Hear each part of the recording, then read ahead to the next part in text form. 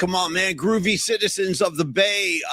So look at Tony. Wow, I guess got thrown for a loop. I wasn't expecting this new kimono-like garment. I'm trying to remember if I've seen this before. Sorry, I had a big opening statement, but my whole like peripheral view just kind of got rocked. Okay, Tony, are you wearing the robes in honor of Rush 2112 when they were wearing their? If you look at the back of that cover, by the way, yes. Worst photograph in rock and roll history. I'm sure they're still embarrassed.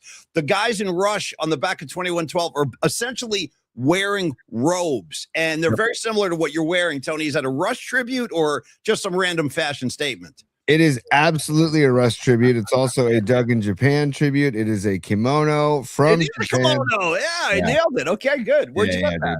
I got it from my dear friends, the Bellyacs. I coached Lev Belyak, and they went to Japan, and they brought me back this kimono when they went. And so, Tony, question. I got to admit, now we're going to start on fashion today. I didn't see this coming, folks, but we're going to go garments first, sports second, and there's a lot. The Giants fans are in an uproar. We're going to get into it. Knicks fans are in an uproar. We're going to get into it. But Tony, what is the difference between a kimono and a muumuu? I don't know. And a smock. I'll throw a smock on the pile too. Well, kimono is a traditional kimono is a traditional garment, Japanese garment. Like, I don't know the history of a muumuu or a smock is work related, I think. But a muumuu is kind of like what Mrs. Roper used to wear, right? On the And this is very thin, right? And it's very comfortable, and you wear these around the house. There's actually a belt that I can wear with this. Also, tell me the truth, Tony. Are you naked from the waist down? No, but I did. You know what? I had a feeling. Yeah. No, but after the show, man, like this thing is so comfortable and so thin and so it's like when Kramer's wearing nothing but his thin pair of gabardines, you know, and I'm out there, buddy, and I'm loving it. Yeah. Exactly. So that's how I feel today. I feel nice and thin. It's a Roby Tuesday. And you know what? Can we just salute Humboldt Fats from the get-go, out of the gates, our man from way back when. Our founding father. He's a founding father of Roby Tuesday. Hence, we're robed up, kimonoed up. All roads lead back to Humboldt Fats, who we haven't heard from in some time. I hope he's doing okay. I think he's probably just one puff over the line up there. He's just passed out on his couch. That's my guess. Good. You know, yes. We love ourselves some Humboldt Fats, aka David. By the way, David's his name. But I'm looking for a pic. Oh, there we go. Stand by. Give me some Fats. Yeah, this is my guy. This is what started the whole thing. Started the whole thing. Here we go. Yeah, there we go. Give me some. God bless him. God bless you, Fats. I love you. I'd love to hear from you too. If you're still watching the show, check in. Let us know you're okay. Hell yeah, dude. Look at the MLK photo in the background too. Yeah. Good on it, man. Humboldt Fats. Shout out to the cactus too. He's got the cactus growing lower right, Tony. You see the yeah, there you go. A little cactus. Sure. Oh yeah. So happy Roby Tuesday, y'all. Paulie. So yeah, this is a kimono. And when I went to Japan for baseball, we wore kimonos everywhere we went. And we brought a couple with us. And then I bought like 3 when I was there, which I still have, but they're too small now. But they were incredible experience. Everybody needs to get to Japan once in their life. Now, Tony, I've heard this through the grapevine, through the rock and roll grapevine over the years. You tell me if this was true in your experience. A lot of the American rock bands that go over to Japan and they have big followings, they say that the Japanese girls are incredibly forceful. Like they'll chart. Okay. Well, that's the picture. That's Rush. That's their robe face right there. Dude, look at these guys, man. Yeah, throw these robes on, dudes. We're gonna just want to do a quick shot from the back cover.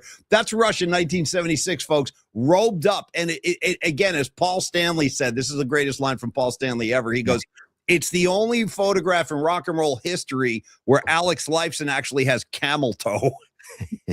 Which is a hell of a statement. But anyway, that's Rush. I'll be with these guys in 2 nights. I can't wait. I had a great exchange with one of our extended PMP Familia members, sons of Johnny LeMaster. He was in the house for night 1. He's going back for night 2. And I actually put Sons of Johnny LeMaster in bookmarks today because I had a little mistake. Yeah, we're gonna do bookmarks today. We're gonna get Joy Boy involved. We're gonna do bookmarks. It's gonna be fun. So okay, and Tony, before we dive headfirst into the meat of the show today, which is Giants baseball and the NBA Finals, I want to just acknowledge this because we were going to do this yesterday, but things got turned around a little bit. So today, I believe we are ready to announce our August 14th Giants PMP night. It's official. The link is live. But Tony, if you could you bring in Dami Peralta? Because I want him to walk through it. I tried to open the link. He's not in the green room right now, Paulie. So, well, Dami, jump in there, Dom. If you're listening and watching, jump in because I want to have you walk the audience through the. Oh, Noemi says she already has her tickets. Okay, well. But the link was iffy. Some people were able to use it yesterday, others weren't. So now I think it's good to go. But yeah, if we want to bring Dom onto the show and just explain the back end, because we're not big back end guys. So that sounds awful. But that didn't sound good. Yeah, that did. Shout out to New York man and stud in the Castro. Tony, go ahead. Yeah, absolutely, dude. Yeah. So Dom can explain it. And yeah, August 14th. Is the date that we fell upon, and it's going to be a Friday night frolic at the park. It's going to be a lot of fun, and when Dom joins us, he'll give us the link, and he can explain it to y'all. And I believe that Noemi has her tickets. I believe Fareed bought tickets. I believe it's hit or miss because I think Stevie B tried to get it going and he couldn't get in. I couldn't get it. By the way, Noemi Catalina, I've got a big back end. Well, let me tell you something, Noemi. That is a positive, okay? Because a lot of men enjoy the back end on the bigger side, and I might be one of those people myself. Tony, go ahead. Yeah, stand by, Paulie. Oh yeah, it's business time. All right, we've got Red Jet Shell is a super to start things off. Red Jet Shell, what's up? And she says, hey, PMP, sorry I've been absent from the chat, busy with work and house painting. Hope you all have an amazing day. You down with PMP? Yeah, you know me. Boom. Red Jet Shell, here's my first question. Roller or brushes? What's the technique you're involved with here? And on top of that, given your artistic leanings, I know you're a great photographer. It wouldn't shock me if Red Jet Shell is a painter as well, like, canvas style painting.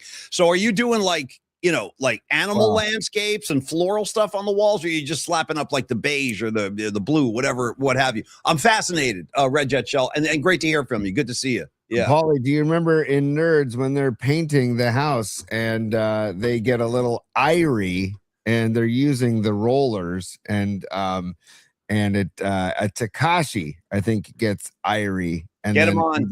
Let me hear the song. If you're going to evoke his name, we got to honor him. You can't say his name without playing his theme song, for Christ's sake. Stand by. Yeah.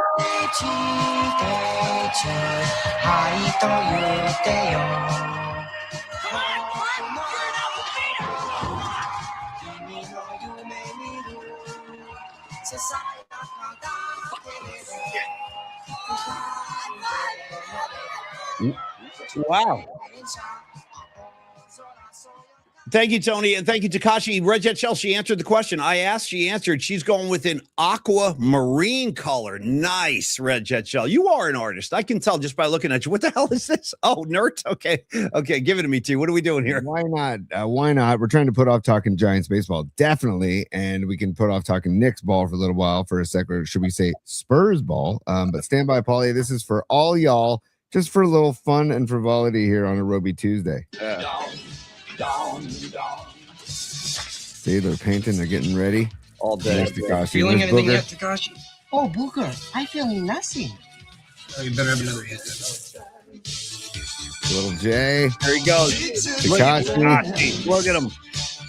They're scrubbing, they're cleaning. Okay, it's going to get back to Takashi painting in a second here. Lamar. Could be good. There's Lamar.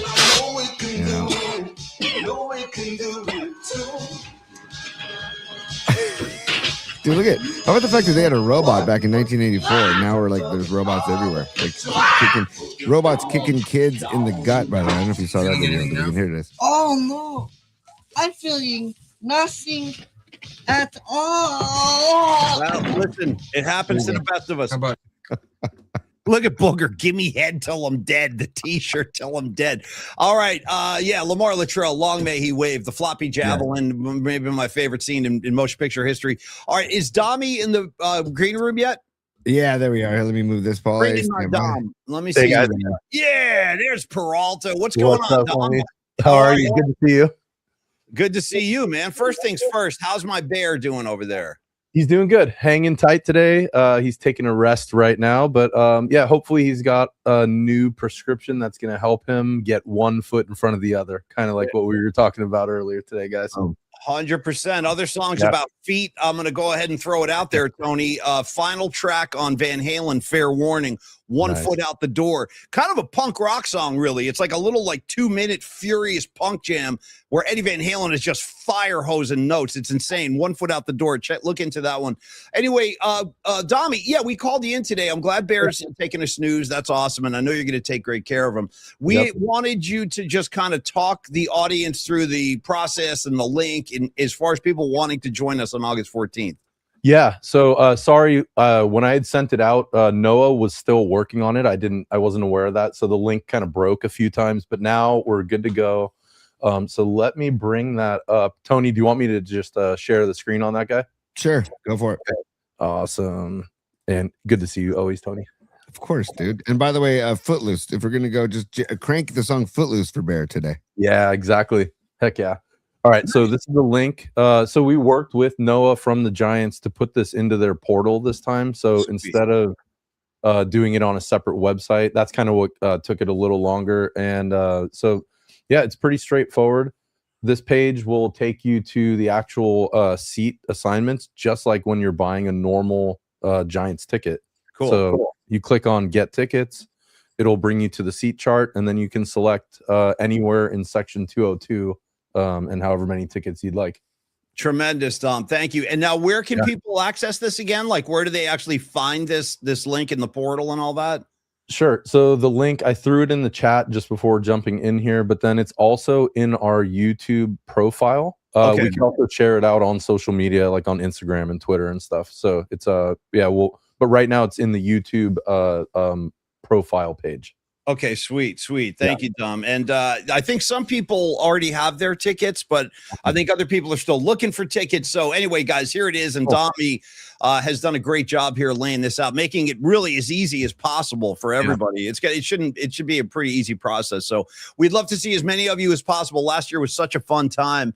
And Dommy, before we let you go, also Dom, Jesus H, my bad here. Hand to the scores table. Happy belated birthday, Dommy. Oh, thank you. We had a really funny misunderstanding. I also thought Dom's birthday was August 14th. I think the whole community, and then there was an uproar on Saturday. It was Dom's birthday? How could it be Dom's birthday? He said it was the 14th. So let's clear. This is almost like a Jim Morrison controversy. Is he alive in Paris or did he really die? We don't know. Who knows?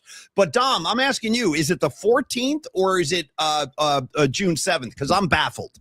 Yeah, it's the 7th, so it's easy to remember. 6, 7, 8. So 6, 7, 80 is my birthday. The 14th is my mom's birthday. So the game will be going, and she's going to come. So I already talked to her. So it'll be a birthday celebration and PMP party. So it's going to be awesome. Dude, and Noemi says you share your birthday with Prince, dude. Is this true? Damn, nice. Come on, man. Nice. Come on, man. That's phenomenal, dude. What's your favorite Prince song, Dom? What's your favorite Prince song since you share a birthday? Oh, boy. Oh, Paulie, the list is so freaking long. I love everything. Anything. And just pull one out. It doesn't have to be your all-time favorite. One of your favorites. Yeah,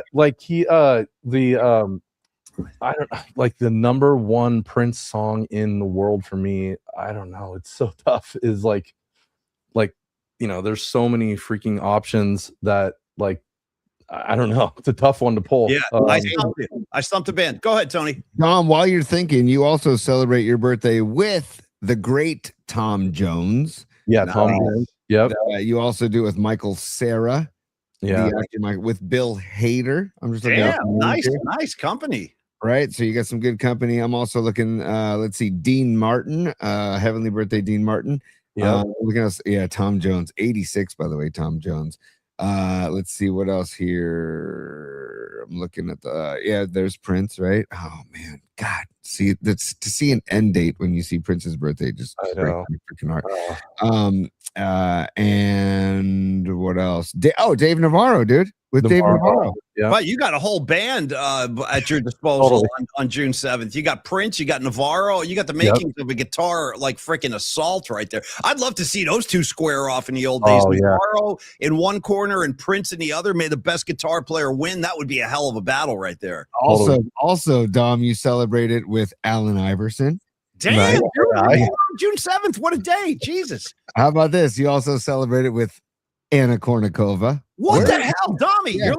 You're amongst royalty here, although you are the most famous of them all. Go ahead, and for the very end, you celebrated with CMC, Christian McCaffrey. Oh, dude, that one I had no idea. That's amazing. That is a very impressive birthday roster, dude. Very impressive birthday roster. Mine's way smaller. I only got a couple. How about you, T? What are your big ones on July 23rd again? I know you got a couple of noteworthy guys too. I think it's J-Lo is like the biggest one. See, you know, yeah, also the former Prince of Ethiopia, Ras Tafari Makonnen. And that makes sense. That makes sense to me. Yeah. That's where the universe is starting to come into focus. Tony aligned with the Rasta guy makes all the sense in the world to me. It really does.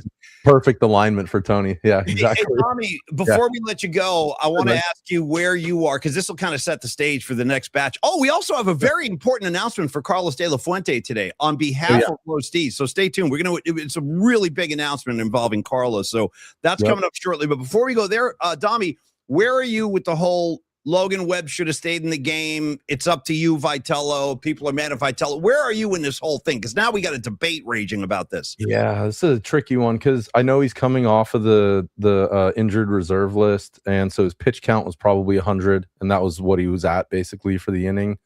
But I mean, knowing Logan, I would think he wanted to finish the game. Like, he's a gamer. Like, I kind of feel like he probably wanted to stay in, but the handshake from the pitching coach threw him off, and then the response from Vitello also. So I don't know. I have a weird feeling about Logan right now. Like, he's not super happy. Me too. I totally agree. I can feel that too. You can feel that vibe coming on. And I have to be honest. We've talked about this on the show. I think this is not a popular opinion, but I have to be honest. I think Logan Webb is just fatigued by the whole thing. Not physically. I mean, like, he's just exhausted. I think he's tired of losing. That's what I'm saying, Tony. That's what I'm saying. Yeah, and he deserves much better, man. We can get into it, but he deserves much better. And so we can get into it though as the show progresses today. But yeah, dude, Dom, first of all, thank you for setting up the link. Thanks to Noah for setting up the link. Why don't I'll click through this real quick just to show any of the other details. So it's very easy. Yep. So basically the number of tickets you'd like. Well, also, Dom, just to reset it for people, just go to our YouTube channel at Polymax Particles, and in the bio, below the bio, is it in the links page, Dom? It's in the links page, yeah. So below our bio, just click on the links below our bio, and you'll see this link right there to click on, and this will pop up. Yep, and we can when anyone purchases a ticket, since we have a group that's this is our like private group, it basically shows like, you know, who it has bought tickets already, so we can see there's already I think over 20 sold. So it's really just a click through, just like buying tickets to a game. So I think we're currently on row B, starts at A, so we're just like working our way back. So beautiful. Well, Tom, this is great. Thank you for your helping us out with this and showing the audience the way, because I needed this too. I needed the instructions myself. All right, Tommy, you're free to go back to your natural habitat. Enjoy the show. Take care of my bear. And like I said before the show, I told Dom, you know, he's got Bear, you know, kind of recovering and recuperating. I was like, you might want to throw a comedy on, because I think an animal can sense when you are happy and laughing, like it'll somehow like permeate over to him. I believe in weird stuff like that. So anyway, maybe a little Lamar Luttrell, a little Mike Damone selling BOC tickets. It's up to you.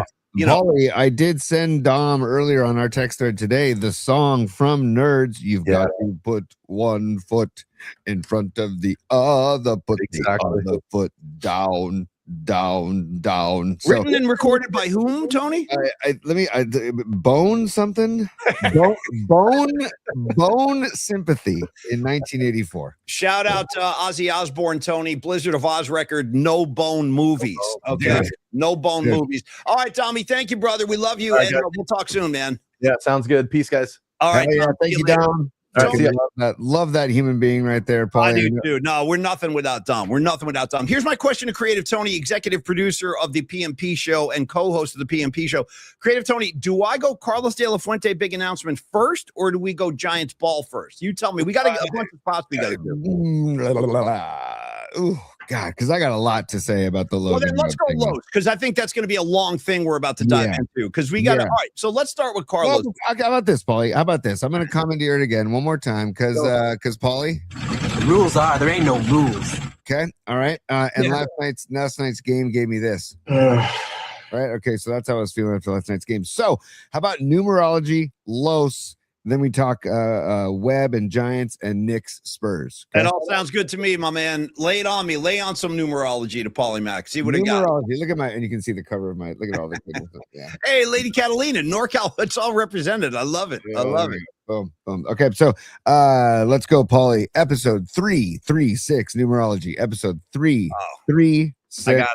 If you have a 36, I do. What does this mean to you? I can't do it like this without giving myself whiplash, but in slow motion. Yeah, dude. I'm taking down a little Merton Hanks for you. One time, a member of the 49ers secondary, played on some great defenses with Tim McDonald and Marquez Pope and all those dudes. And Ray Woodson. Remember when, Ray Woodson. I know you didn't mean to say that, but you know what? Give me a Ray Woodson's vibe today because all flipping day, give me Ray Woodson. I miss Ray. Me too. Oh. Me too. You remember Ray Woodson, part of the secondary? Yeah. You guys remember Ray Woodson? He was a great KNBR sports update, guys. And I don't want to pick on KNBR. They got their hands full over there. But I will say this.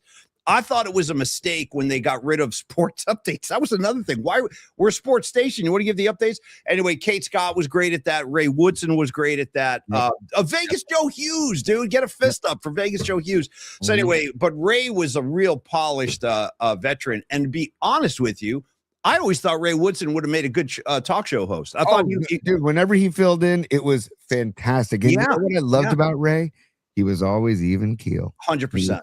Cool 100%. As a cucumber, man. And he kept he would do shows with Gary, and Gary would be no, and Ray would be like, yeah, okay, Gary, got you. Here he comes. Oh, it's Ray Woodson. Look at Ray.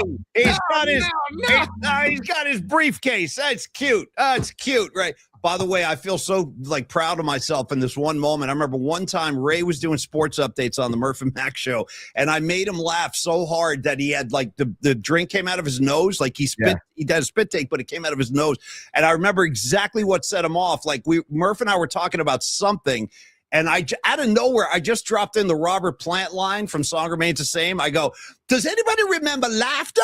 And then I hit a laugh track, and then Ray spit all this. It was hilarious, dude. So that's my biggest memory of Ray was making him laugh so hard that he did a spit take in the studio. It was awesome. Anyway, Ray, we love you, buddy. Haven't seen you in years, but cheers to Ray Woodson. Yeah, dude. Cheers all damn day. And also, Paulie, dude, Arkansas Dave, you stole good on you, Arkansas Dave, because I was going to say, number 36, very underrated Oakland Athletic, Terry Steinbach. Dude, Terry Steinbach. Let's not forget Gaylord Perry was also 36. And finally, I want to offer up, because I loved watching this guy run the football, dude. And one of the greatest nicknames ever, the Bus. Jerome Bettis, dude. 36, good call. Yeah, Jerome Bettis. I love Jerome Bettis too, man. I think everybody loved the Bus. Great nickname too. The Bus nickname. And also, hey, dude, Big Alan Chico. Hell yeah, dude. Paul Hofer, number 3. Yeah, Big Al, dude. Big Al's always good for some good drops. That's a good one, man. I can't think of many. I think Joe Nathan was 36 for the Giants. I can't confirm that. I believe you, but I remember him. I don't remember his number. But I can't think of many Giants that have worn the number 36. Neither can I. I got a bunch of 35s, but I don't have a 36. Right. My guy Brandon Crawford, 35. Paul. Groschel's saying AJ Przinsky. I don't want to count him though. He's such a tool. You know. And so sorry. Joe Nathan was 36 with the Twins, not with the Giants. He was 74 with the Giants. Wow. Okay. So yeah. Anyways, I remember Joe Nathan was 36 at some point, and man, I liked Nathan. By the way, we all liked Nathan until he got away. He went to the Twins, right, and lit it up. Yeah. How about the list of pitchers that have gotten away? We don't have. Tony, here's my tease for the post Carlos thing. Is Logan Webb about to become one of those ex-pitchers? Hold that thought. Here's my question, Paulie, that you can answer after the fact. Right or wrong? Right or wrong? Yes. You're not going to answer this now. You're going to ponder it. Everybody's going to ponder it. Was last night the straw that broke the camel's back, and Logan's going down the hallway and saying, I need to trade. I need to be traded. Ponder that. Okay. All right. I do. I actually have a lot to say about that. I also have a lot to say about the NBA game, like game 3 last night. Anyway. Dude, by the way, you said, sorry. No, I said what? You said last night, or you said earlier today about Bear, the dog Bear, Dom's dog Bear, feeling the energy. Yeah. And in this case, we're talking positive energy and laughter and joy. That's why anybody remember laughter? You know what I mean? Does anybody remember laughter? But that's why the vibes of yesterday, dude. That's why I was not surprised that the Spurs won that ball game, because of energetically, New York was off its kilter yesterday. You're not wrong. You are not Russ. You don't wind me up right now. You're going to get me going. But the whole vibe got turned upside down yesterday. There's no getting around it. Bro, I put in bookmarks. They were freaking wanding Wemby when he walked into the game. They had Wemby with his arms out, giving him the freaking wand. It was crazy. I really do think, dude, Adam Silver. I don't know, man. I don't know. I just don't know about this guy. At first, I liked him. And I liked him I don't know about this guy anymore. You know what I think, Tony? I'm with you 1,000,000%. I liked him when he banned Sterling, that racist asshole from the freaking Clippers. Yes. That was great. And he goes, he's banned for life. I was like, oh, this guy's a gangster. But now I think the league has gotten away from him. And I believe this. I really do. And I'm not just saying this for today. I felt this way for the last few years. I think Silver has given the league over to the players. And now the players essentially flaunt more power than the guy who runs the league. I think they're more powerful than Silver now, and he lets the players kind of run amok. And also Robot Centaur, whom I love the whole Centaur household.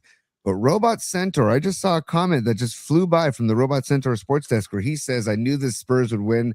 The NBA would not let the Knicks let a sweep happen. So are you suggesting, Robot RC, a conspiracy theory? Are you suggesting? I'll say this, and again, Los is waiting. Los is like, dude, I know, I'm just saying, like, I'm surprised that very level-headed, fact-based Robot Centaur. He is very level. I hear you. That's a great call, because once you ruffle his feathers, you know something's going on. Yeah, right. Yeah, so I'm like, okay, because that's how I feel. That's how I feel. There's no getting around this. Numerically speaking, the San Antonio Spurs shot 24 free throws in the second half. The Knicks shot 8. Yeah. Come on.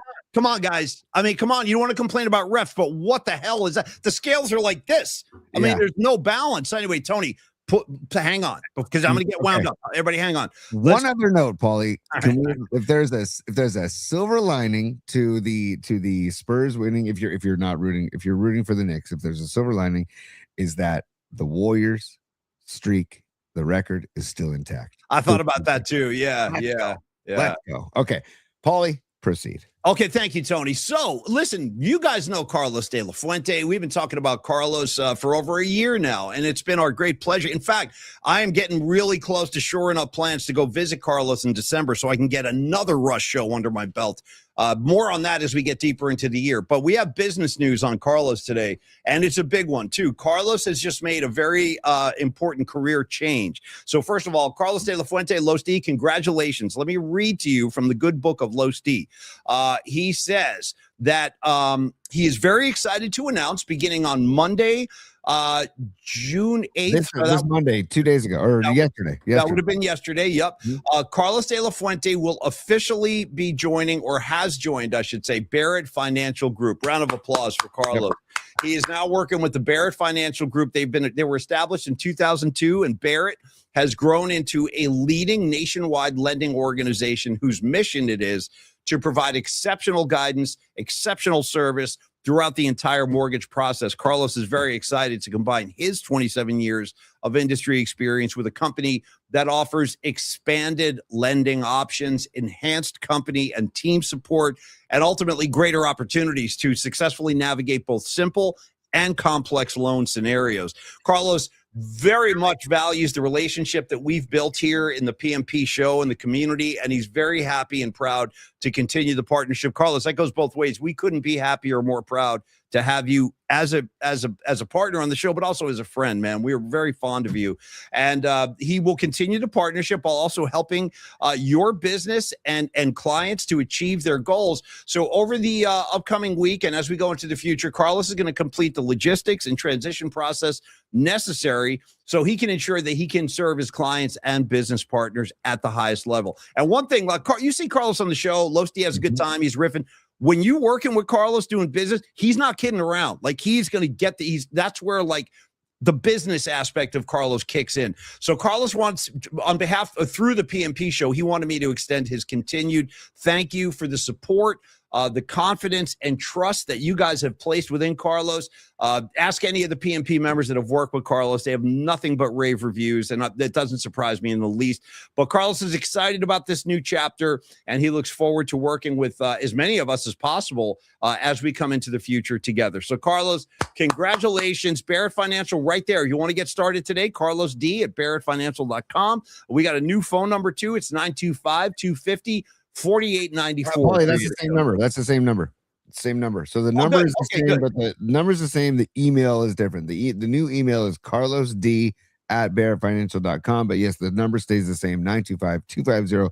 Paulie, I also want to say Thursday, Los D will join us during the show, and he's also going to record a video as well that we can post on our social media and also that we can post on the show, explaining the process of him moving to Barrett Financial. And dude, by the way, I got to say tip of the cap to Barrett Financial for knowing what the hell they're doing, because they're a big, badass operation. And they said, you know what? We see this guy De La Fuente. We see this guy kicking ass. We see him taking care of clients. You know what? We need him. He should be with us. Yeah. So props to Barrett Financial and props to Carlos De La Fuente. We're so stoked for you, Carlos, and it's just part of the process of you just kicking ass, man. So 27 years in the industry, and you know what? Bear Financial said, we need this guy. They recruited him. They signed him. They said, get the hell over here. So congratulations, Los D. Congratulations to Bear Financial. And future congrats to anybody that works with Carlos De La Fuente via Bear Financial, Paulie. Yeah, that was great. So, Carlos, we're very happy for you, man. Congratulations on your new gig, and nothing but optimism is ever in front of us right now, man. In fact, Tony, all full disclosure, I put a bug in Carlos's ear last week. I go, dude, get ready. I'm coming. Because I've been talking to my wife about this, and we're getting ready to do some business with Carlos as well. So I'm not only a friend, I will soon be a client as well. So, Carlos, thank you for all you do, and best of luck, although I know you don't need it, going forward with Barrett Financial. I know you're going to crush it for them, and I hope it's a happy home for you. Okay. Thank you. Paulie, guess who's going to be calling Carlos also in about a year and a half as the kids get ready to go to high school, Paulie? Creative Tony Ryan? Yeah, dude. There's gonna be refinancing. There's gonna be all kinds of things that are gonna be talking about. So, Los, much love, brother, and congrats. And again, Carlos D at barrettfinancial.com if you want to email Los or call him 925-250-4894. By the way, one thing I know about Carlos De La Fuente, loves Giants baseball, loves Niner football, and Tony, I'm not kidding, it's not a joke, loves 2112 by Rush. True story. Yeah, dude. He also loves him some Shanahan. Kidding, kind of. He likes Shanahan. Yeah. He likes Shanahan, but he doesn't love Shanahan. Paulie, stand by. It's business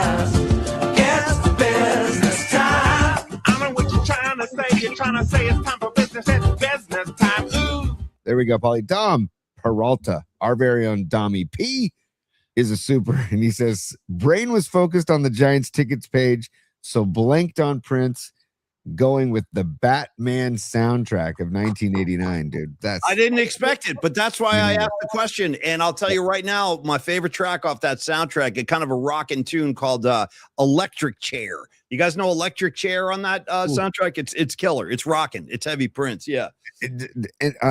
Yeah. Give me the electric chair for all my future crimes. I believe that's the lyric, Creative Tony. Yeah. Dude, Prince just doesn't make bad music, so I'll listen to anything he does, anytime, anywhere. And I need to reacquaint myself with the Batman soundtrack. It's been ages. Yeah, throw it on, Tony. You might be pleasantly surprised. There's some good stuff on there, man. And by the way, I always get a kick out of this. Shannon Kaler, our extended brother, he was one of the founders of the original podcast I did with Creative Tony when we were still at KNBR.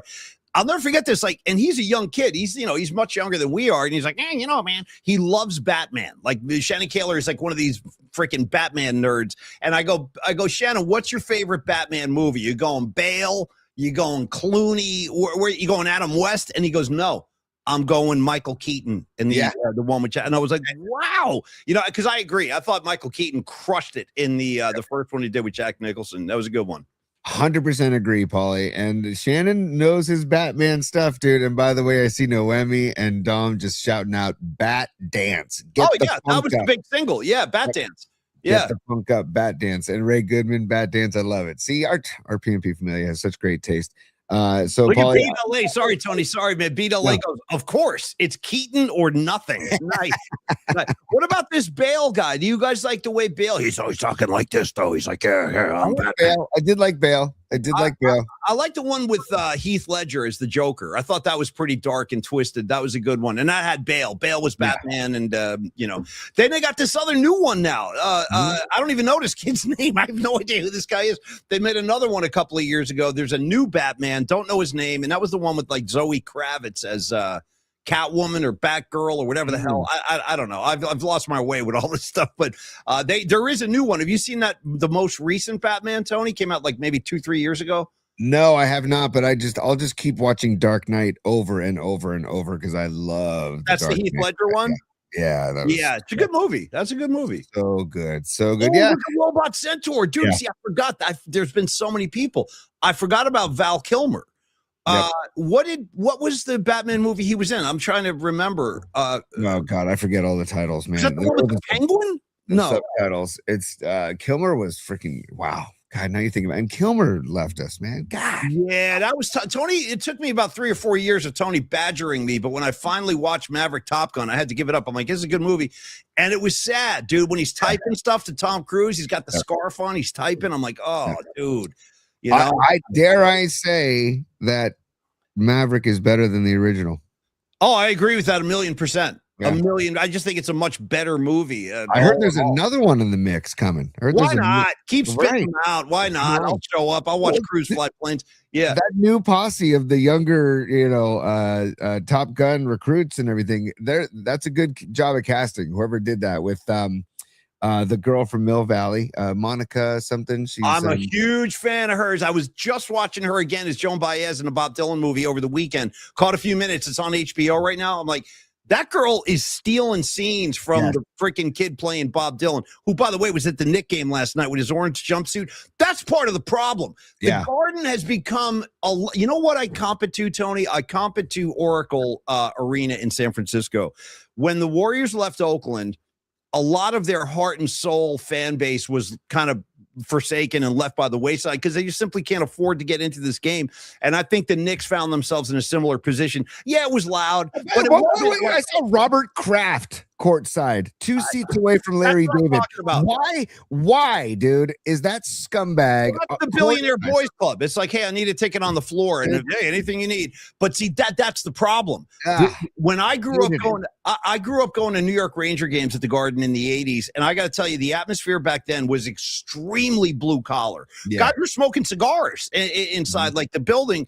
And now those kind of people can't afford to get into the game. So you've got this really upper crust kind of crowd. And yeah, it was good, but I expected more. And I guess I was foolish because I thought maybe the you know what I think, Tony? I think the real Knicks fans are outside the building. Those are the people, they can't get in. They can't get in. And last night they were banished from there so the Prez could come in and do his thing. But it the whole vibe, like Tony said, was turned around last night. All right, but I promised you Giants first. So let's go Giants. Then we'll go into the Knicks, and then I want to do some bookmarks too, T. But okay, yeah. The Giants thing really, really, really ticked me off because I'm sitting there thinking Logan Webb throwing just a freaking gem, dude. And I loved that they brought him out for the 8th inning. If this like just off the injury thing was a big thing, then I don't think they would have brought him out for the 8th. I get he's just off the IL. I get all that, but dude, march him out there in the 9th. What if he throws 3 pitches and gets 3 outs? Especially when he's getting guys out. Like, dude, because Logan Webb, Paulie, I didn't mean to cut you off. I really apologize. No, stop, dude. You're good. You're good. But Logan Webb is the essence of pitching to contact. He gets people to put the ball in play. So put him out there. And then if he gets a runner on, then take him out, but he deserves to try and throw a complete game. I think he was at 95 pitches at the end of 8 innings. I hate the move, especially when you don't have a bullpen, you don't have a bona fide closer, and then you bring out Keaton Winn, who's the guy's just taxed to no end, and that's your move, is to bring him out there. So that kind of a game, and I think I said this to you on text, is that kind of a game is probably where Logan Webb's like, you know what? And I saw Pine Needle on the chat earlier says Logan Webb loves the Giants. Logan Webb loves the Bay Area. Logan Webb loves the entire organization. He's a California kid, you know. Right, of course, he wants to be home. Yeah, but Logan Webb also wants to freaking win. I know, right? I know. And dude, he deserves to win. Let me ask you, Tony, how old is Logan Webb right now? Honestly, Ooh. I'm not sure, because it's getting to the point in his career, to your point that you just made, where I think like you could easily say he's probably halfway through his career right now. Like how many seasons does he have under his belt, or how old is he? To you? Logan Webb is 29 years old. Yeah, right? yeah. And dude, in pitcher years, that's I know. You know, Yeah. He's not getting any younger, let's just say. So Right. the guy, we're so lucky to have him. Okay. All right. He made his debut in 2019, in August of 2019. Okay. So we've been so lucky to have Logan Webb, but it's gotten to the point where, and we say we don't want to blame a certain somebody. We don't want to blame Tony. Yeah. Hey. Right. Okay. Hey, Tony. Well, Tony, shout out Howard Jones. No one is to blame. dude. Nice. No, Which is a good track, by the way. I endorse it. I endorse that track.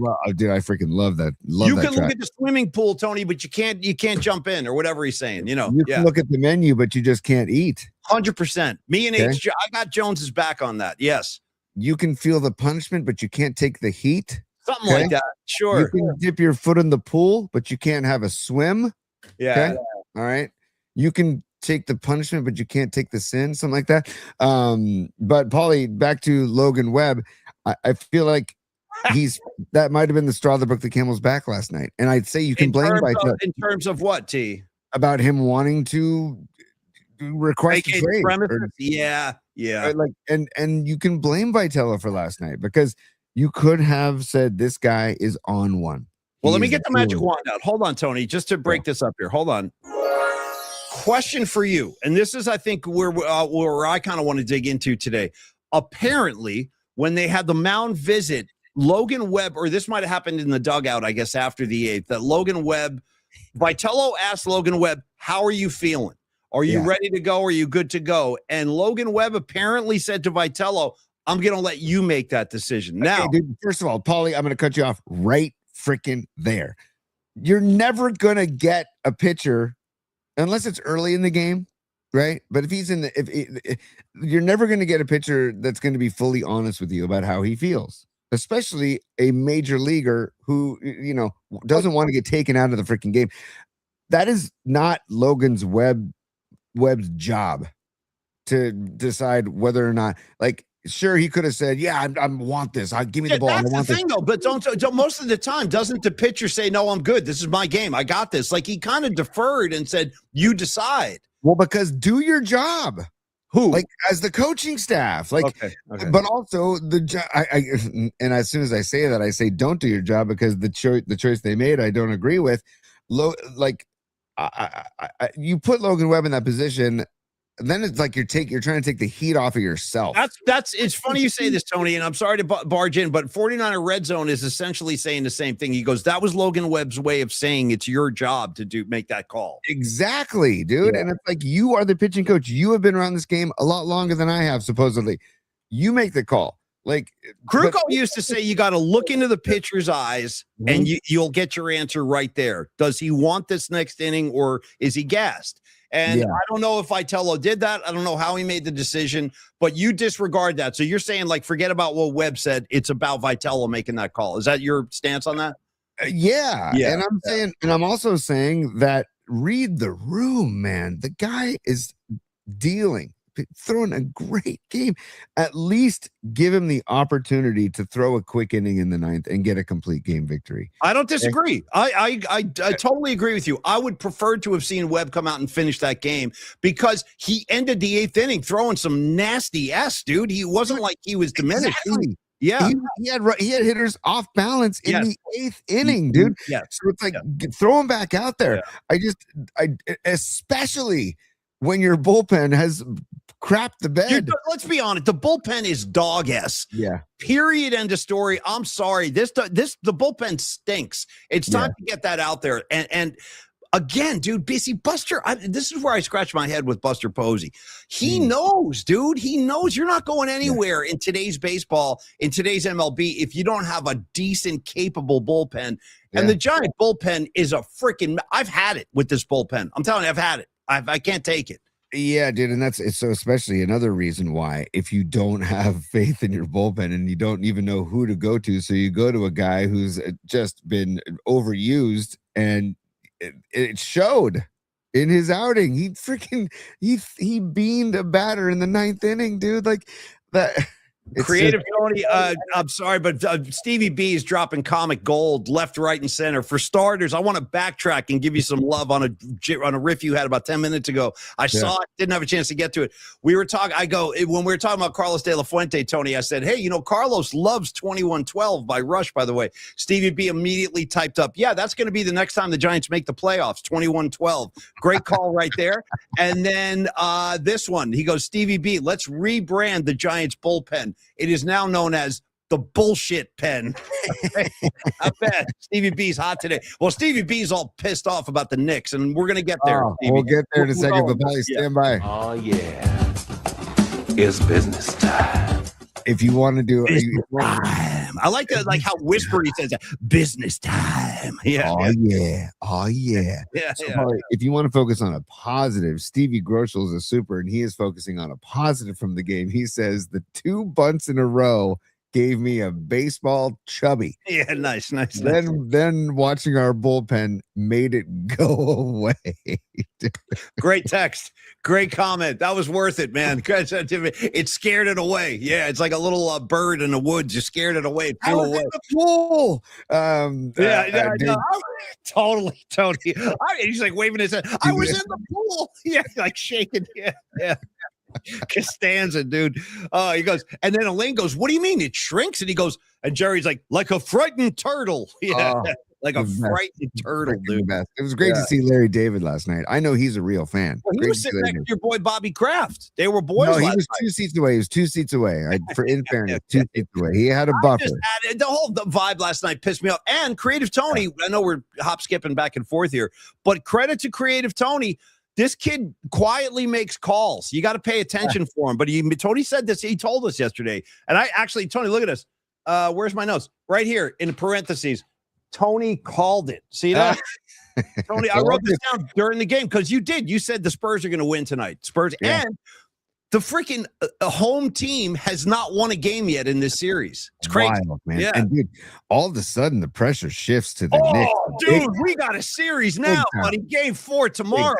And dude, the Spurs see blood in the water, man. They are like circling. They're just like, you know what? They should feel very confident right now. They went into New York and shut the Garden up and got a win. That was huge, man. And dude, those youngsters, man, Harper. Castle's a freaking. I got to tell you, he won me over during the OKC series, and he's 21, dude. The kid's 21. What's Wemby? Wemby's 20 or 21? 22. Right? 22. Like they're Watch out. How the Warriors going to deal with these jackholes? How are we going to beat these guys? You know what I mean? Yeah. I know you got the Warriors in like their late 30s, then you got the Spurs rolling in their young 20s, dude. Jesus. By the way, Paulie, I get New Year's resolution in June. Paulie, Stevie B is a super. He says cheapest 99. What's your resolution? No, it was to get to the supers when they happen. Oh, okay, my bad. Okay, New Year's resolution in June, halfway through the year. Let's get to it. Okay, good. Sorry, go ahead. Read this one. What is it? He goes, cheapest 1999 MSG Finals tickets, $50. Yeah. 2026, $5,500.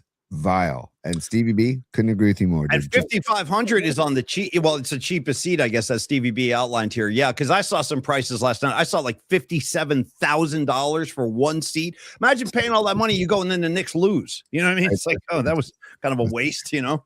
It's just stupid. But it is stupid. It's even if you have the money, it's the principle. Like, really, dude, I got to pay 60 grand to go see a basketball game. Cut the crap. But that's the problem.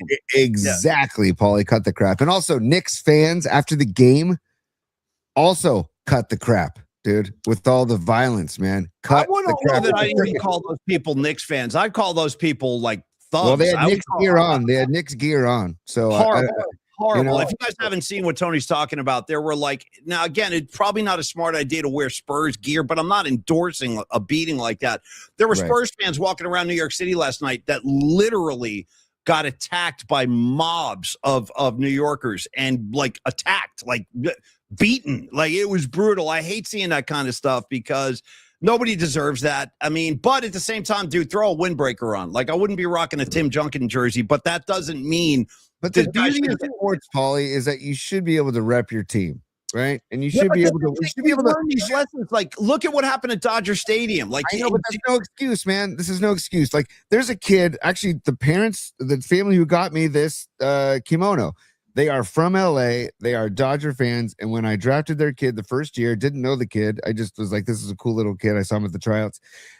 He shows up wearing Dodgers gear, and some of his teammates were like, "Dude, boo!" And I'm like, guys, cut the crap. Well, that's fine. So I got no problem with the guy.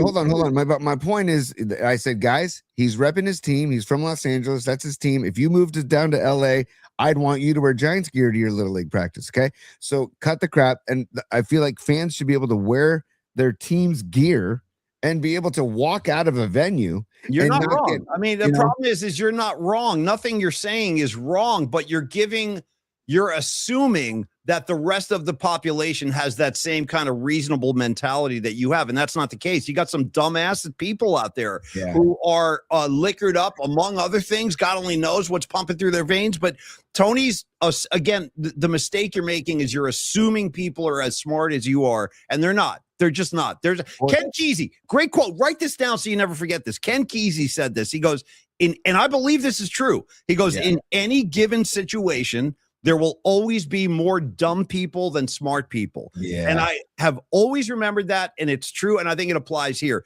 Tony's not wrong, but the problem is there are a lot of people out there that are stupid, and they see, oh, let's go beat this guy's ass. Why? Well, he's wearing a Tim Duncan jersey. Really? That's it? You want to go fight this guy? You don't even know him. So it's you made me think of a Breakfast Club. Stupid.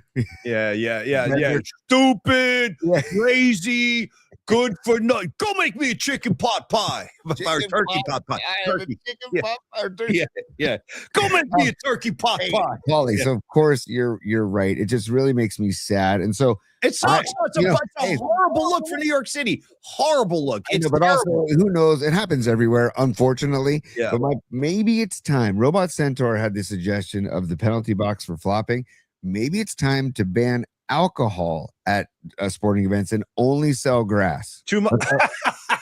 Now you're talking. Only sell grass and edibles. Now you're talking. And just to make sure the athletes aren't affected, we'll go edibles. We can go drinks. There's so many ways. Lollipops. Yes. Cannabis only. Dude, sign me up. I'm in. I mean, dude, you could play this over the loudspeaker. Herb is a plant. Right? And then one more time, you can follow it up with herbs are good for everything. Because I'm telling you, I swear to God, I used to get into this argument with people. I'm like, you know what? When you go to concerts where there's like booze is the main thing, you'll see a few fist fights. Sure. Right. Sure. The main thing enjoyed, you'll see fist fights, you'll see anger. When you go to like a hippie show where other things are ingested, the last thing you're going to see is any sort of violence. You're going to see a lot of hugging. You're going to see a lot of laughing. You might see like hippies making out with each other. They can't wait to get back to the hotel. They start making out there. It's a love fest. I agree. Right. Cannabis lends itself to love making, Tony, whereas alcohol lends itself to fighting. Well, the problem with that is they'll never stop selling alcohol at games because it makes too much money. They do way too much money involved. Go ask the people at Third and King, or we're charging what, $26 a beer? right? Well, like flip that and say, you know what? Here's an 8-pack of dog walkers. Go to your seat and enjoy. I listen, I've taken matters into my own hands for years. I just bring my own ganja into the games with me. Don't tell anybody. Or edibles, dude. Just bring a little, just. Well, that's what I'm talking about. That's what I'm talking about. I might bring a few gummies. Yeah. Just chill everybody out. I have an idea. I just got an idea for a new cannabis product. Somebody get to work. Maybe John Joseph. I know you're involved in some stuff. How about this? You know how like when you buy, because there's so many varieties now of edibles, like lollipops, gummies, chocolate bars, cookies. There's all kinds of stuff. They have drinks. What if you made like a, like Tony, when you buy hot chocolate, it comes in like a little packet. What if you could like tear the packet, but it was like cannabis infused hot chocolate and you dump it in there? I'd drink a cup of that right now. 100%. I'm just saying all of this violence is there's a good chance it's alcohol fueled is what I'm saying. And I agree. No, you're not wrong. Again, riffs aside, Tony's right. The essence of what Tony's saying is correct. Yes. So so we're gonna get the penalty box for flopping, and we're gonna get weed booths, edible booths inside all arenas. Okay. You know who's a big and also just to make sure we're doing our job properly, Tony, and I do want to finish the Giant thing, and then I want to go NBA foot to the floor. Well, we just did a bunch of NBA. I just lastly, Paulie, I didn't get to my Steve Groschel brought up the 2 bunts last night, and I'm sorry, the 2 what? The back-to-back bunts that the Giants pulled off. Bunts. Okay, yeah. I also was given a baseball chubby, Steve Groschel, because that was what I love to freaking see. And also, that's baseball. They're actually playing baseball. Yeah. Tip of the cap to Jung-Hoo Lee, dude, who is seeing the ball. 4 for 5 last night. That guy he's dialed in right now. As dialed in as I've seen a player in a long, long time. And Matt Chapman is seeing it well too right now too, man. We gotta give Chapman his props because we've been hard on him, dude, but he has turned it around. His last 20, 21 games, he's been seeing the ball very well, man. So I'm happy for Chappie, but Adamas, you gotta stop striking out, dude. Okay. The guy. Anyways, okay. I'll stay to the positive. I've kind of had a love-hate thing with Adamas this year too. Yeah. He's pissed. He's bugging me with some of the things he does. He's chatting it up guys on the field. He doesn't know what the freaking score is, how many outs there are. So you might want to get your head in the game. All right, Tony. You know whose head is in the game at all times? He was also a cannabis enthusiast. His name is Tom Stack. Tom Stack is out here in the East Bay doing the Lord's work, doing all the heavy lifting. He is a broker with Coldwell Banker Realty. You know him, you love him. He was on the show last week talking Springsteen. The ladies love Tom Stack. I think ladies might call Tom Stack not because they want to buy a house, just because they want to be with Tom. Yeah, Tom, show me some houses just so they can like hang with him. And I don't blame you. I like Tom too, and I agree. He's a handsome dude. He is 20 years in the real estate game. If you've noticed that. All of our sponsors have that one kind of common denominator is that they all have a lot of experience. And that's why we bring these people into the audience and say like, hey, you can trust these guys. They know what they're doing. Tom Stack, also born and bred in the Bay Area. He's got rock and roll stories. He was on stage with Joe Walsh at the freaking Winterland in the 70s. He's got all kinds of amazing stories. SI, St. Ignatius, just like Creative Tony and Bonnie and Dr. Young's son, runs deep in the PNP community, the SI threads. Yep. He is also... If you find this interesting, if you're a deadhead like Stevie B, myself, Bonnie, there's a few of us out here. He founded Club Dead, that whole line of merchandising. That's this dude right here. He invented and created all that stuff. And once the Grateful Dead retired, he moved into a legitimate gig with real estate with Coldwell Banker. So he is a realtor now, and he has taken that same energy and passion and good vibe and good attitude, and he applies it to selling homes now. So when it's time to think about buying a house, I keep going to Stevie B on this. I'm not trying to pressure you, but I'm just saying you're going to have a baby soon. You're going to need a bigger place. Talk to Tom Stack. You give him a call. You tell him what your needs are and let him go to work for you, man. Watch what happens. He'll get you in a home lickety freaking split. 925-878-9964. Tom.stack at cbnorcal.com. Tony, couple things about Tom. When you're buying a house, it is overwhelming. It can be overwhelming if you don't have the right people around you. And mine was stressful. I gotta be honest, when I bought my house, it was not an easy thing. It went on for weeks looking at houses. That one sucks. I don't like that one. I don't like this one. And they kept showing me houses I didn't want to see. You know what I mean? And I was like a rookie. I didn't know how to handle myself. I probably got bullied around a little bit when I look back at that. And next time it's going to be different. So you need the proper guidance. You need the kind of professional assistance and not heavy-handed. You need a guy who's looking out for you, not himself, and that's Tom. He's going to treat you like a rock star. No strong-arming tactics. No, buy this house. This is the right. He's going to make sure it's within your budget and you are making a decision that's not going to hurt you. It's going to help you. Tom Stack will put you in the right home, Creative Tony, as you know. Dude, I got to give this testimonial a run, Paulie. It's a little bit longer, but bear with me, people. It is the essence of Tom Stack in this testimonial. And again, I want to just say that his main hub is the La Miranda corridor, which is Lafayette, Moraga, Orinda. Shout out Garrett Dillon. What's up, Garrett Dillon? I saw Garrett over the weekend at my dear friend Joe. You know Joe's son Michael graduating high school. It was over in Danville. But I just want to say that the La Miranda corridor, Lafayette, Moraga, Orinda is where Tom focuses most of his energy, but he also does Walnut Creek. He does the Greater East Bay. He goes Oakland. He goes Martinez. He goes Concord, Pleasant Hill, all these places. This is a testimonial from Walnut Creek. This is from Aria and Curtis in Walnut Creek. It's tough to compress all the positive things I have to say about Tom into a single review. Nice. He is an absolute dynamo whose energy and experience made purchasing a home in an extremely competitive market an empowering experience. At the conclusion of our very first call, Tom confidently told my wife and I to go ahead and prepare for getting the keys to our new home. I could tell from his tone that he was completely serious. Naturally, I had my doubts given the nature of the Bay Area real estate market. It also became clear that he had no interest in just putting us in the first home available for the sake of closing a deal. Tom approached the process through an objective, critical lens with a vision for what a home would bring years, if not decades, into the future.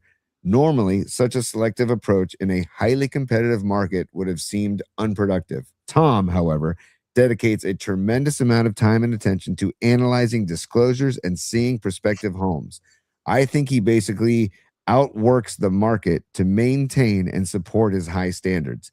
He was also instrumental in connecting us with lenders who maintain the same level of professionalism and attentiveness. It's abundantly clear Tom is held in high regard by his peers in the real estate industry. Given the important role relationships play in the home buying process, this seemed to be a major benefit in making the process more transparent and allowing us to be as competitive as possible when making offers. Obviously, these efforts were successful at completing the purchase of our first home, but what made that accomplishment feel even better is that we felt like we were in control and ended up with the home we truly wanted based on Tom's advice and guidance through the process. That's from Aria and Curtis in Walnut Creek, and it just speaks volumes to Tom Stack. Thank you, everybody. It's a longer testimonial, but just the essence of Tom Stack, I thought. Thank you, Tony. And thank you, Tom Stack, man. Long may you wave. Tom's a great guy. Give him a shout and let him go to work for you. You will not regret it. You will thank us and you will thank him. All right, Tony, back to your San Francisco Giants for a second. So I want to go a tiny bit deeper on your feel, because I kind of agree with you. I feel the same thing, but a little bit more on Logan Webb, you think wanting out of San Francisco. I don't. Well, it's like we have to be careful how we phrase it. He doesn't want to get out of San Francisco because this is his home. He wants to win, though. He wants to play on a team who has a chance. He's not getting any younger. The Mother Nature is undefeated, right? Father Time undefeated. He knows, and he just came off the IL, and that was probably a major reality check for him, being on the IL, and a lot of time to think about how much time he has left on the diamond and on the rubber on the mound. So it's like he's thinking, and it's like a loss last night when you are up 3-1 and you are throwing a gem and you are under 100 pitches at 95 pitches. Don't ask me what do you want to do? Be the head coach, be the pitching coach, be the pitching staff, and take command of the situation. Don't ask me. Don't put it on me.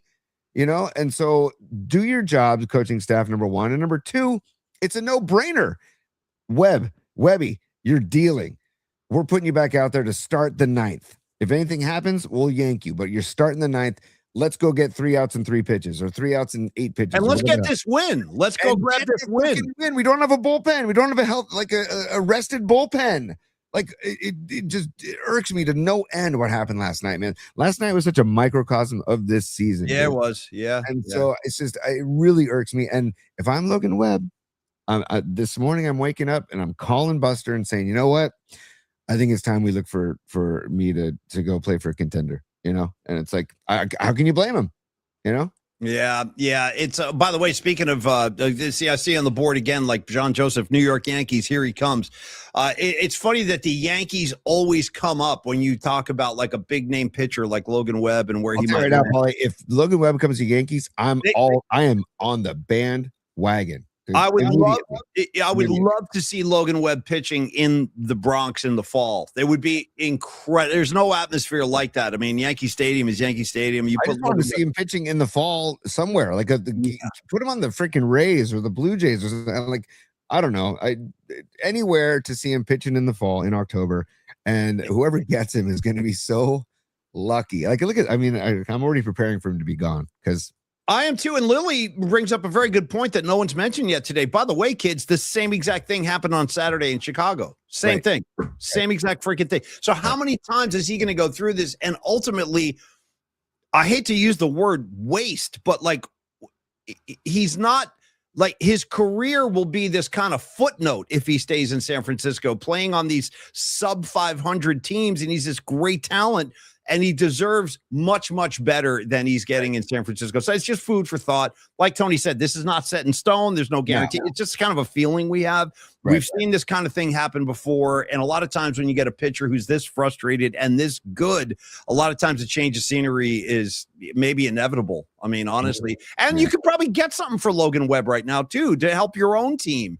You know, like if you're going to deal them and get something in return that's going to help. So, all right, that's and they'll go get after it again tonight. 6:45 first pitch. I think it's Hauser tonight. Is Hauser going tonight? Is it Hauser tonight? I think so. Yeah, I think it is Hauser tonight. But Paulie, before the season started, you and I talked about the possible offensive lineups that they should put together, and we both talked about how Arise should lead off and Jung-Hoo Lee should bat second. And then we haven't seen that combination, I don't think, yet this season. I would love, because those guys, Jung-Hoo Lee is the second highest batting average in Major League Baseball with Arise right behind him. I would love to see Arise leading off, Jung-Hoo Lee batting second, not only because they're the two hottest hitters in baseball, or with the Giants for sure. But because when you bat them first and second, they are guaranteed to get the most at bats in the entire lineup. When you bat them first and second.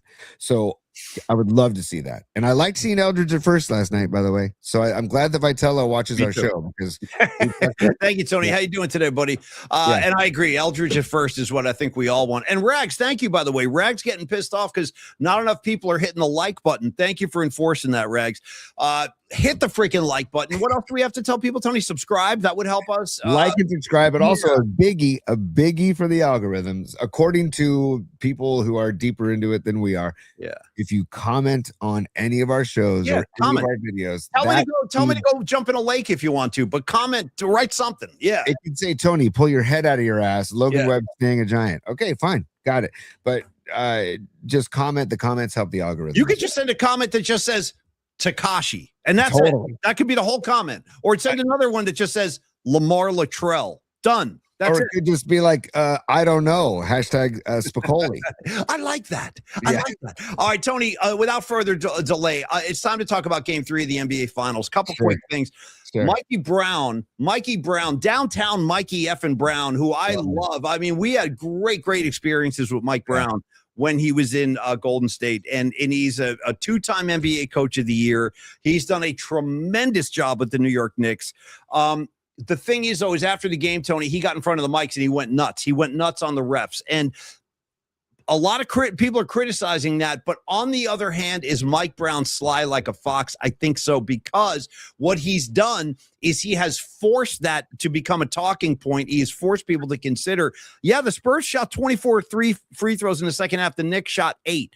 That kind of disparity cannot stand. I mean, they're going to have to even that out a little bit. So you might not like Mike Brown bitching and moaning about the refs, but I think there's a method to that madness. So people are going to be a little more focused on that. Now, I would say this about the San Antonio Spurs. They played that. First of all, it was a great game. Even if you got no dog in the fight, it was a great game. Nip and tuck the whole way. Fighters just throwing hands, exchanging punches.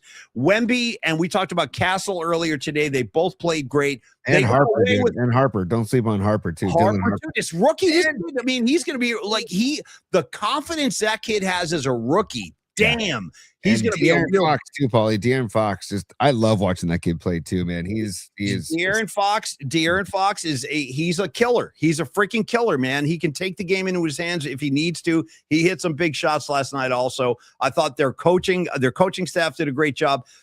And it's funny, I started thinking about Madison Square Garden, and maybe it isn't quite the Garden that I grew up knowing anymore because there's just too much money. There's just too much money. But the point I want to make, Tony, is there are certain people that have rolled into the Garden and they're impervious to the Garden and the crowd, and they don't care. They thrive on it. Michael Jordan, Reggie Miller, Steph Curry. Steph Curry loves lighting up the Garden. Yep. And I think that the Spurs might have some of that in them. I don't think that they were fazed in the least by the Garden. I thought the crowd might have an effect on the game. I don't think it did at all. When I look at the big picture, yeah, it got loud a couple of times, but it's not like the viciousness. You used to hear stuff. Oh my God, the crowd, the chants I heard in the crowd when I was growing up there was crazy. And I think it's a lot more civilized now. And again, it's because people are paying $30,000 for a ticket. You're not going to get a real fan like that. You got a lot of businessmen entertaining clients and stuff like that. So the vibe, in my mind, was a little disappointing. And for the Knicks, Tony, last thing real quick. Yeah. Karl Anthony Towns, dude, you got to show up early. And Brunson has not had a great, quietly, he has not had a great series because he's hitting 25, 30 points a game, but he's missing a lot of shots. And last night, I felt like he got hung up. He turned the ball over a few times, Jalen Brunson, and he wasn't involving his team enough. I think he has to facilitate more. Tony, go ahead. I know you got something. This didn't hurt. They didn't help themselves starting the fourth quarter. What were they? 0 for 9 in the. They didn't hit a shot for like 3 minutes or something. Behind the arc from 3-point land. Yeah, so they weren't hitting those shots either. The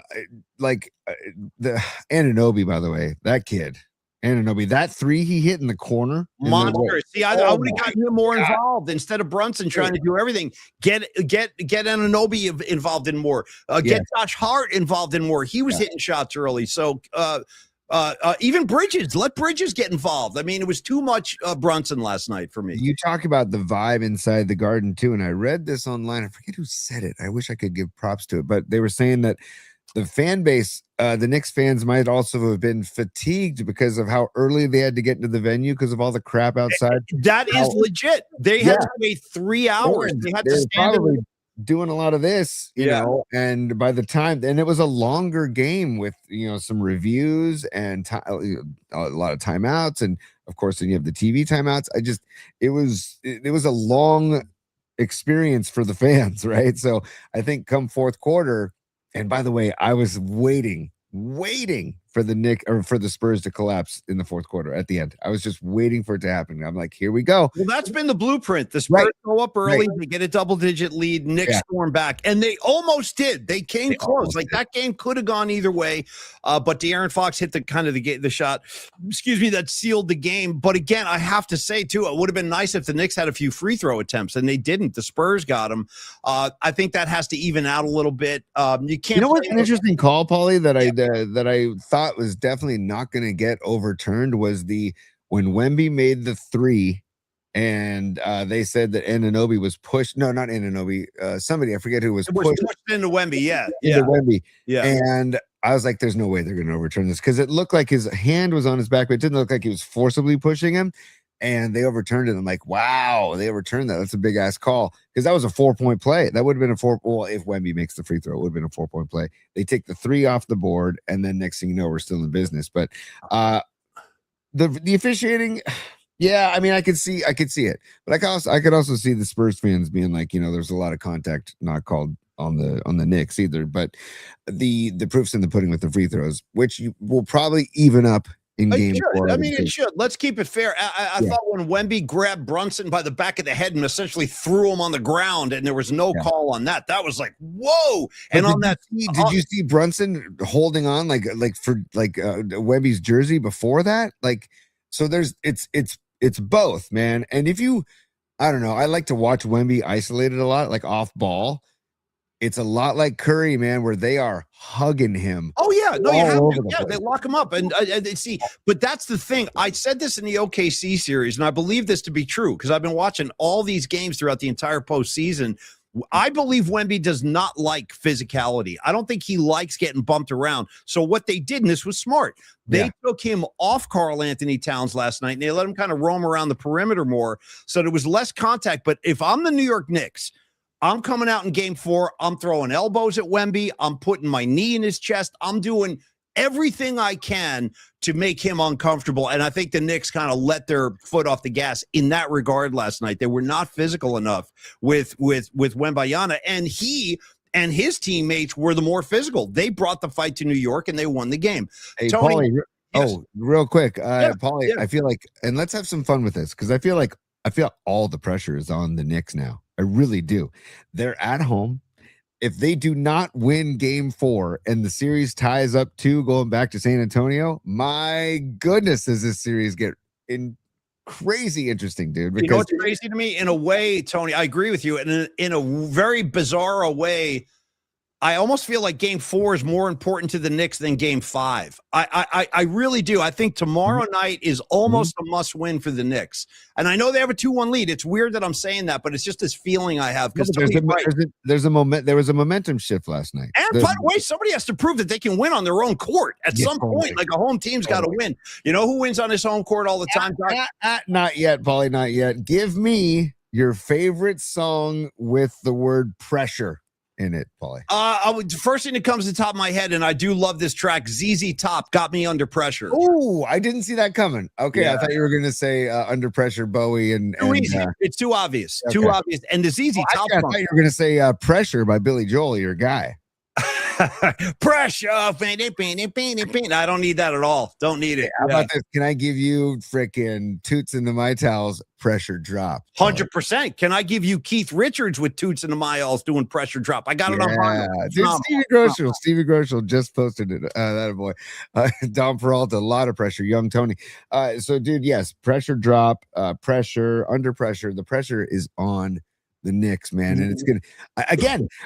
I could care less about either of these teams. I do like Mike Brown, but I could care less about either of these teams. And I am so I care. I want the Knicks to win a title. I really do. In my freaking lifetime. Series. My point is, probably I'm so invested in this series, and I'm not a fan of either team. You know what I mean? I know you have more New York history in your under your belt. But it's just like, I'm loving this series. And I'm so glad the Spurs won last night. Sorry, Stevie B, but I'm glad they won last night to make it more of a series. That's all. Couple things real quick. Rags, Rush, Grace Under Pressure. Great call. And I'll give you, this one is for you, Rags. I know you're a big Kinks fan, and no one's going to know this except me and Rags. But the Kinks, Pressure. I got pressure. Great track. All right, Tony. The pressure of Dr. Matt Young. There is none. You go see Dr. Matt Young. It's a pressure-free experience. He sits you down. He goes, dude, you chill. You let me do my thing. We're going to get your teeth all polished up and feeling lickety-split and good. He is Dr. Matt Young. He reps Young Dental in San Francisco. Thank you. Back in the mouth. Tony, after we get out of the mouth, I want to do a couple of bookmarks. Then we can break. But there's like Knicks relevant stuff in there I want to get to today. Right after Dr. Young. Go to Dr. Young, ask him if he likes the finals, who he's rooting for. I'd be curious. He's probably going Knicks because he's a Buffalo upstate New York guy, so he's probably going Knicks. But in any case, Dr. Young is a big sports fan. He loves talking about the Giants and the 49ers and stuff. I don't know if I've talked a lot of hoop with him, but you can bring it up and see what happens. The work that he does is outstanding. Whether you're going for a cleaning or you need like a real significant procedure, just keep this in mind. If you do need a procedure and you've been told you need implants or implant restoration, he's the guy. He is the guy, not only in the Bay Area, but in the entire country. He is the president of the American Academy of Implant Dentistry. He lectures around the country to the conference rooms filled with other dentists. He is the leader in that field. If you don't believe me, you can ask Creative Tony. You can ask Escobar Cheeks III. You can ask Don Peralta. You can ask me. You can ask, listen, Dr. Young is a gangster, okay? Yep. He's a gangster in the best possible way. When it comes to your dental coverage, he pretty much accepts all the biggest and major insurance companies. Don't anticipate you'll have any problem there. But get away from this dentist you're with now who's giving you a hard time and you're not comfortable. Why live like that? You don't have to live like that. Go with a dentist who's going to embrace you for who you are. Like, believe me, Dr. Young knows I'm a weirdo, okay? He knows I'm a freaking weirdo, and he lets me run with it. He embraces my weirdness, and I love him for that. So get on down to Dr. Young with his 25 years of experience, 490 Post Street. Give him a call, set up your appointment with Joyce or the incredibly helpful staff at Young Dental. It's 415-392-8611, 415-392-8611. Tony, don't believe me. Check any of the thousands of positive reviews he's got on Yelp and everywhere else. So people love Dr. Young. Dude, over 1,500 5-star reviews on Google. Over 1,500 5-star reviews, Paul. The proof is in the pudding. Call up my son. Call up my daughter. Call up Megan. They all go to Dr. Young now. He is now their dentist. And he took Megan's insurance, which is not, I forget the name of the company, but it wasn't like your typical insurance, and because Dr. Young and the Young Dental SF Group take most insurances, number one, which is huge because we all have to deal with that pain in the ass of healthcare. And then second of all, the experience once you're there, it is an actual enjoyable experience. I say it every time, and it's not just lip service. It really is. Nobody looks forward to going to the dentist ever. Now I look forward to going to see Dr. Young. I look forward to seeing the staff, and I look forward to the chill vibe of putting on the headphones and just chilling out. And I might just tell Dr. Young this time, can you just find songs with the word chill in the title? EPMD, you got to chill. You got to chill. How about, I think it's Johnny Gill, Let's Chill. Okay.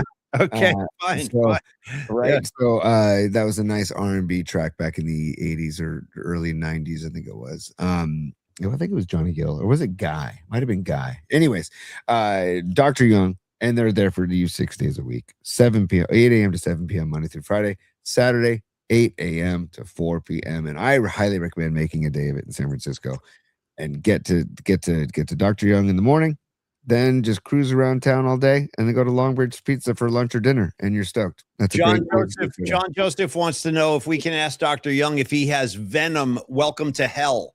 Dr. Young, do you have any venom back there? Can you just bring me a welcome to hell? And you don't have that? How about Slayer, Rain in Blood? You got that? Yeah. You know what though? Don't sleep on it, John. He might just pull it out. He might. Yeah. And also, I would love to know what Dr. Young feels about Logan Webb and last night's game, because Dr. Young is a baseball head, just like Paulie and I, just like Dan Cochimilio, just like Carlos De La Fuente, a lot of the PNP Familia, and I would love to know his take because his son plays baseball for SI, freshman baseball, and I heard he had a lot of fun this season, and they have a very good team, by the way, Paulie. The future is bright for Wildcat baseball, by the way. The freshman team is very good. Anyways, so back to the point, make the dentist enjoyable, make it fun, turn it into a positive. Give them a call, 415-392-8611 or info@youngdentalsf.com if you want to email them, Paulie. Thank you so much, Dr. Young, and thank you, Tony. All right, final moments of the show today, and we'll be back tomorrow night. We should probably address this real quick too. Sure. I want to do a couple of bookmarks and then we'll get out of here, but tomorrow night, I assume, is going to be the same model. We'll jump on as soon as the Knicks game ends, as soon as Game 4 of the NBA Finals ends.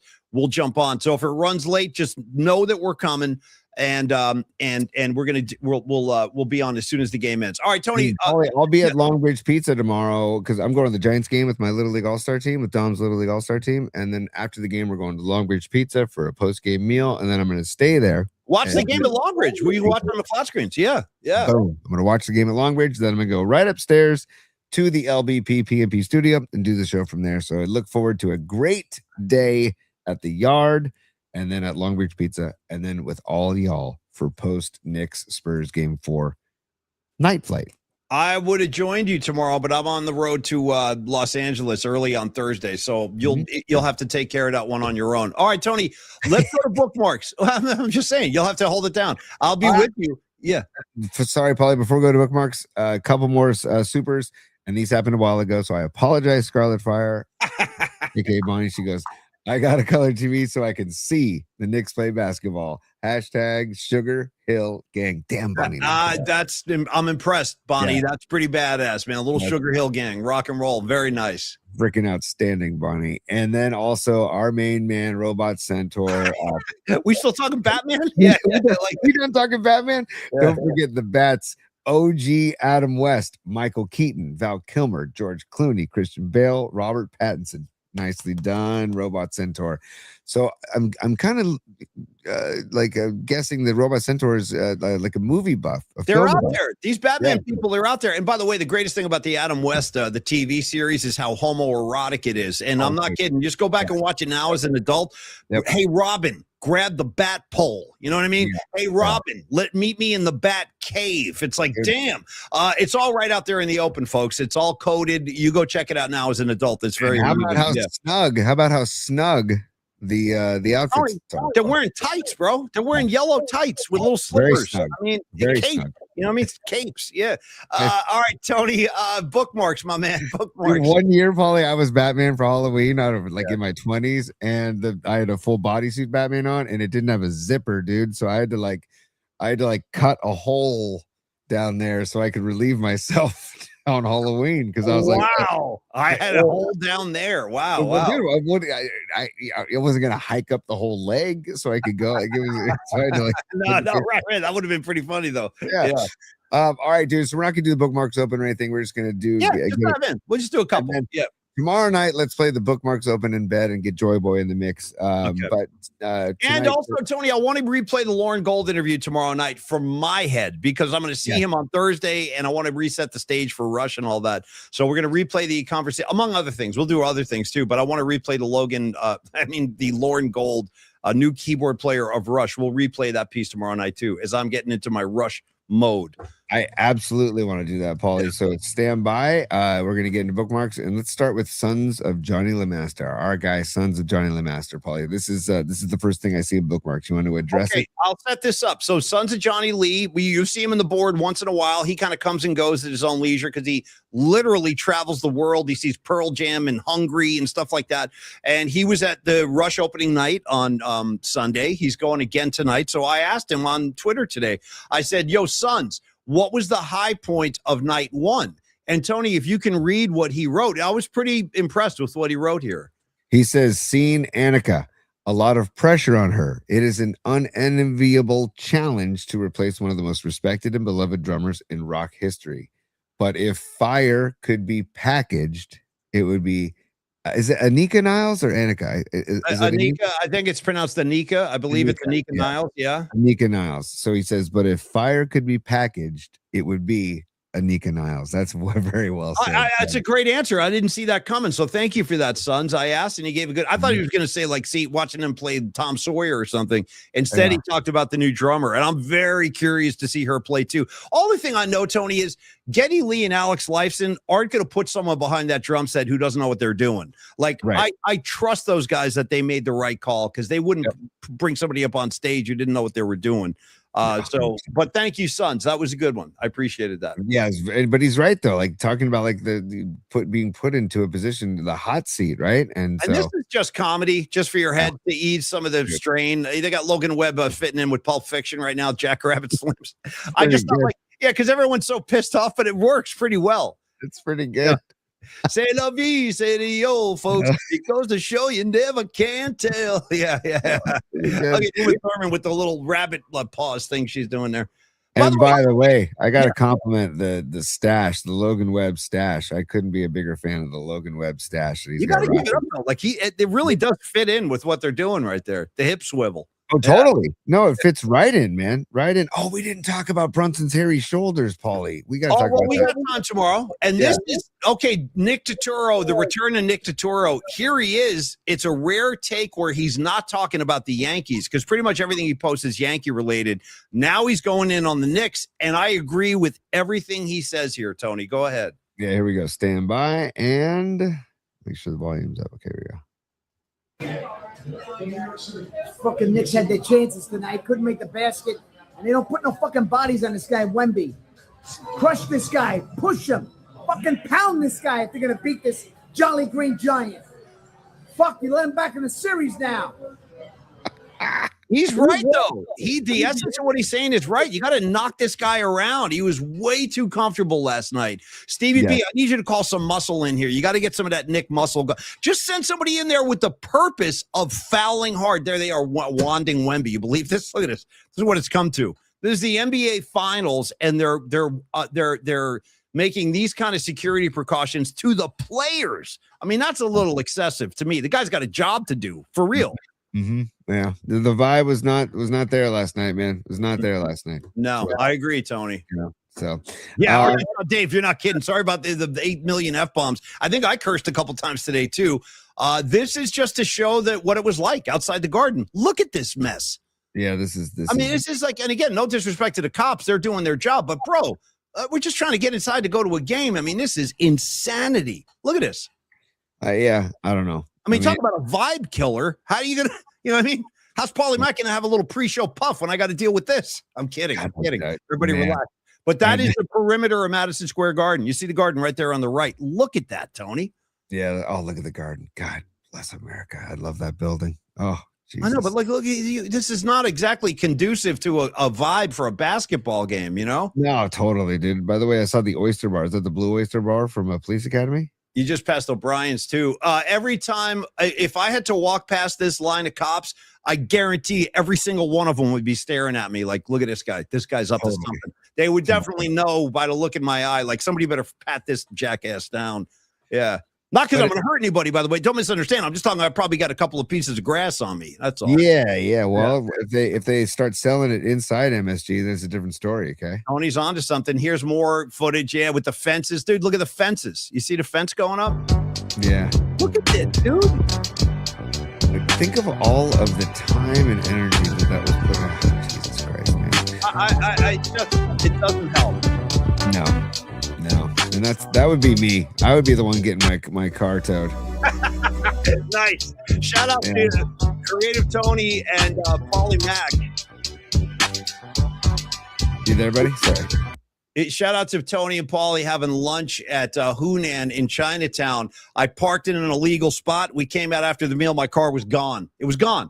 And I said, my first thought was, dude, somebody stole my car. And Tony goes, nah, dude, you got towed. Remember that day we had to go over to the thing and get my car out of there? Yeah. It turned into like a 3 or 4 hour lunch, but they did. I've had my car towed. It sucks. You ever had your car towed, Tony? Absolutely, man. Then you got to go to the big lot underneath and you got to pay for it. You got to buy your way out, man. It's not cheap either. It's a few $100. Oh, it's brutal. It's probably more than that now, Paulie. I'm sure it's a lot more. I'm proud to say I haven't got my car towed, but like I remember, I had a ton of parking tickets in college when I transferred to USF and I was living in San Francisco. I was like, oh God, I ended up telling the city, just take the car. Just take it. It's yours. Yeah. It's yours now.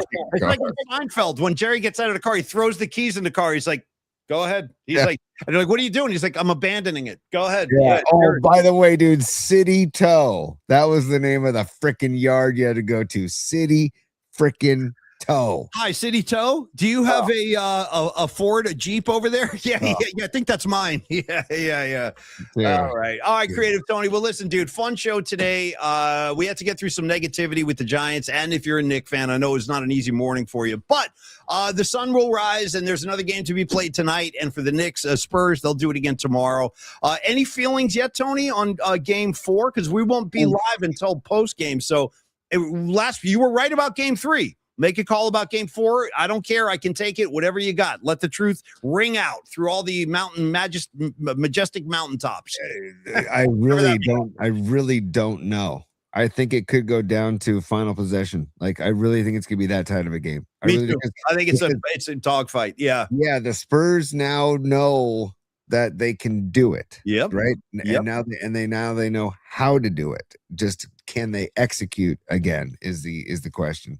So I can't wait. It's gonna be a great game, but I just don't know. Like, oh my God, man! Like, Wemby played very inspired basketball last night, I thought. And yes, there was some interesting whistles. There might be some interesting whistles again on Wednesday. I think it's going to be a much tighter game. They're probably going to tighten up to the point of the absurd. Like you slap a guy on the wrist, there's going to be a whistle, you know? And the vibe will be different because there won't be the temporary fencing around the Garden. And there won't be, like you said, the entire New York militia outside of the Garden, basically, and police force, you know. Militia. So, yeah. I mean, so it'll be a different vibe as well too. And I don't know, it'll be great for us to come on right afterwards as the night flight because we'll have a lot to talk about too. So it'll be a lot of fun. All right, Tony. Well, I appreciate that. I kind of am with Tony on this. I can't make a call because I don't have a feeling yet. I just don't know. I think it could go either way. I really do. I think it could go either way. And the rest of this series is shaping up to be a lot of fun. So let's enjoy game 4. Hauser, come on, man. Doogie Hauser, MD. Give me a win tonight for the love of God. Jake from the Hum Daddies, real quick. You're quoting Hemingway, and only because I'm excited to go see Rush in 2 days. Let me refer you to the Rush song called Losing It.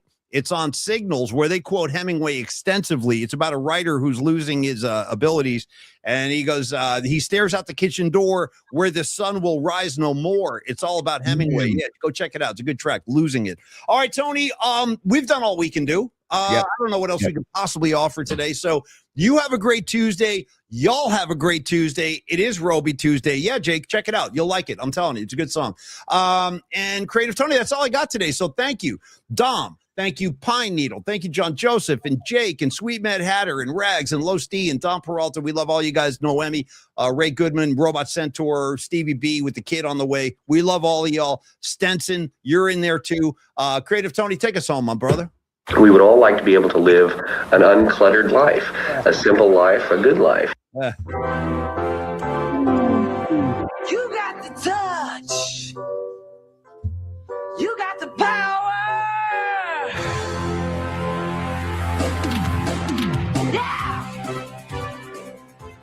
So say good night to the bad guy. Pelican flag. Come on. Yeah. Pelican. Oh, good for you. Yeah, there we go, Paulie. Business hours are over, baby. It's business. It's business time.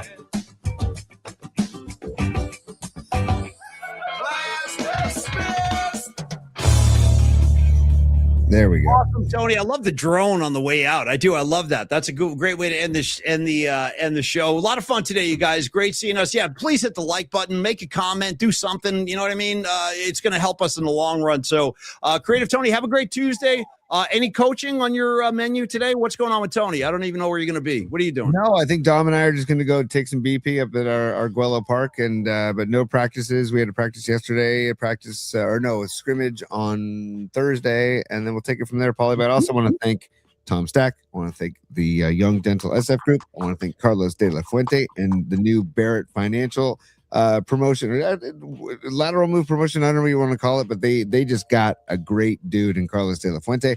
And then also want to thank Bocce Chris, because the guy is helping our show tremendously behind the scenes, and he wants no love, no mention of his company, no mention. He just says, I want to help the show. So Bocce Chris, we love you, brother. Thank you for the help as well.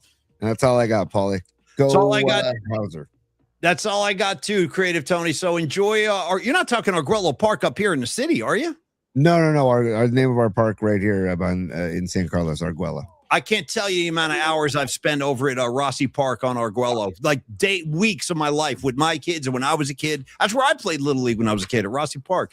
All right. Anyway, you guys have a great Tuesday. Arguello Market, Wavy Davy. Hell yes, dude. The home of the world famous turkey sandwich. I have that on a sweatshirt. The Arguello Market.